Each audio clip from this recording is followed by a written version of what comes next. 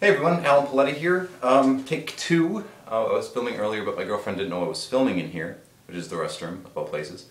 And so this is my second attempt. So we're gonna try this again. She knows I'm filming in here now. So I need to do a deck review. I haven't done a deck review in a while. I know. Please forgive the poor lighting in here. This is, like I said, the restroom. I did it for comedic effect.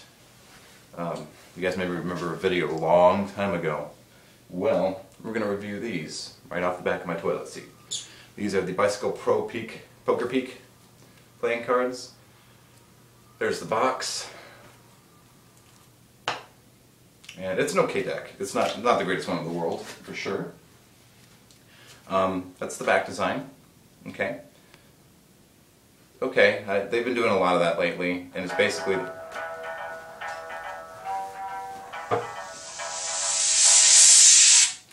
apparently the TARDIS is calling me. Alright, so that's the back design. I just don't think anybody, I don't think God wants me to make this video for some reason. He's like, you can't film in your bathroom. I'm going to do everything I can to prevent you from filming this. I don't know if this is a systemic problem with all of the Poker Peak ones, but they have the cutting, I don't know if you can see that, but the cut on those, really uneven, really horrible. At least with my pack, so I was not impressed with that. They do faro pretty well. They have some kind of micro edge on them, which I think is Bicycle's way of branding a traditional cut to the public, to laymen.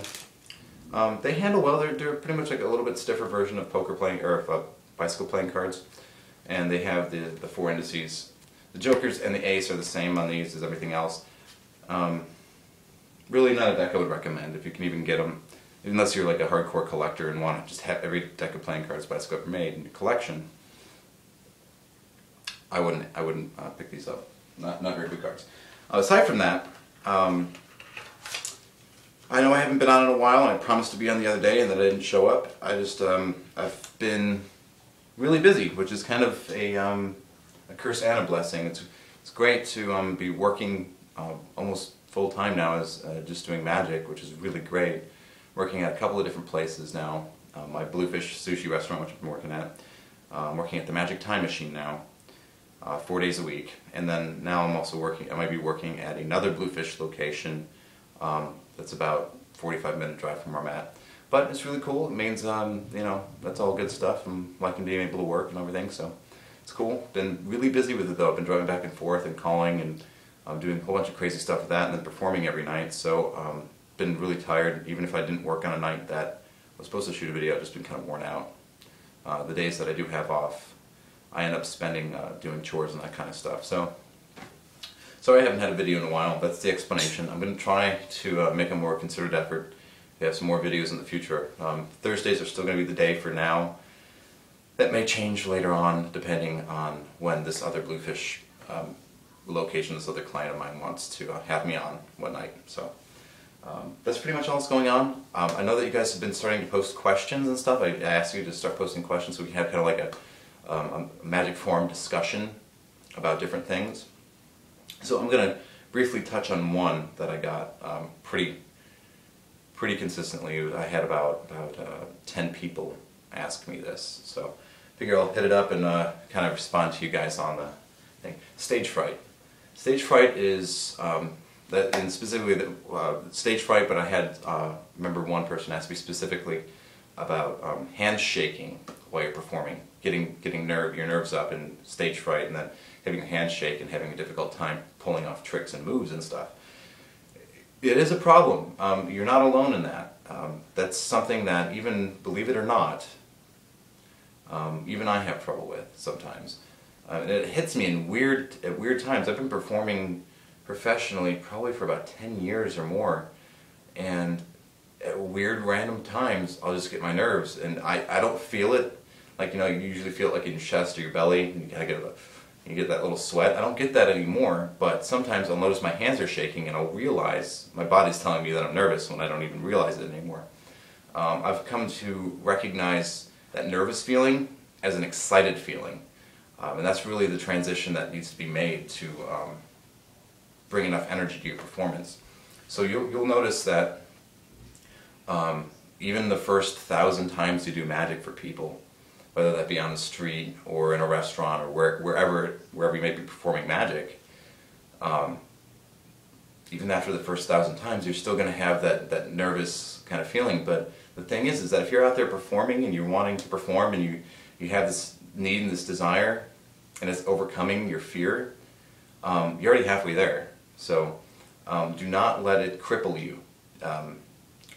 You have to do it. I remember I built up my chops. There was a mall in Michigan, an indoor mall, giant one, called Great Lakes Crossing. And that's really where I built up a lot of my chops with street magic, is I would walk around that mall. It was a big mall. It was like maybe a mile long. It was a big circle, and you would just go around it. It was ridiculous. And that's where I would go to try to show street magic. And I would beg my mom. I'd be like, "Mom, please take me over there." So like once a week she would drive me over to Great Lakes Crossing, and I would go in the mall and I would walk around for a couple of hours and do magic. And one of two things happened. Either I showed a lot of magic or I got really tired. So got good exercise in there. But it is a difficult problem to deal with. The best solution I have for you is just keep doing it.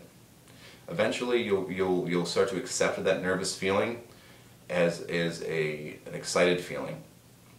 You'll get pumped up by that, because if your body's creating that much, if you're getting that tense, you're having that much emotion in it, all you have to do is flip a switch, which doesn't happen overnight, but whenever the how do I want to explain it? Like you're up to this point, you have this capacity, and then just right there. After that happens, it's just a whole bunch of energy. You can just pour everything into your performance to be even more entertaining, which is really what's important. If you're not entertaining, nobody will want to watch it. The magic's secondary. Not a lot of people realize that. Magic is secondary. You're really first there an entertainer. You're an entertainer. You're there to perform. Even on my business card, I don't write magician. I write entertainer, right? It should be implicit. If I'm handing them a business card, I probably have done magic for them already, so they know, right? But I always cite myself as an entertainer, not specifically as a magician, because magic is secondary. I could be juggling, or I could be a comedian, or whatever. And as long as people are entertained, that's really what's the important part, not the mode in which they're entertained, right? So please keep that in mind. You're an entertainer first, a magician second, and I mean, it's a really hard problem. Just keep doing it. I know it sounds like, oh, I wish you had like a better, thing for me, or something like some kind of hypnotic trance I could put myself into or something. It really is just a lot of just trying and keep going at it, right? Eventually you'll get to the point, it'll probably take about a year, 2 years of solid performing like on a regular basis, at least once a week, to start to notice that transition in yourself. And don't count the audience out, okay?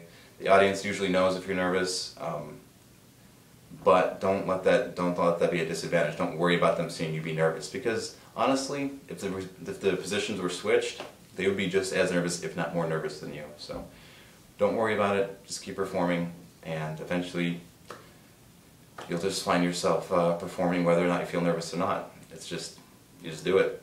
So enjoy it. Try to use it to your advantage if you can. That's what I do. It's an old theater trick. Don't get nervous, get excited, and just kind of reprogram your mind to recognize that being nervous as being excited about showing people magic. And that's what will really instill a good obsession and a willingness and an eagerness to go and perform. And also perform all the time. Anytime you have a chance to perform, always perform. Jeff McBride has a theory called Magician 24/7, and that means that it doesn't matter if he's at the airport, it doesn't matter if he's here or there at the bank, whatever the case may be, grocery shopping, he's always a magician. And if you've ever met the guy, you know that. So always have at least something with you that you can use to perform or get really good at improvising. And always perform, always be ready to perform. And that's the advice I have for you. Just keep doing it. Guys, thanks very much. I'm Alan Paletti. I'll see you guys next time. And again, please forgive the poor lighting. I know it's pretty bad here. I'll see you guys next time.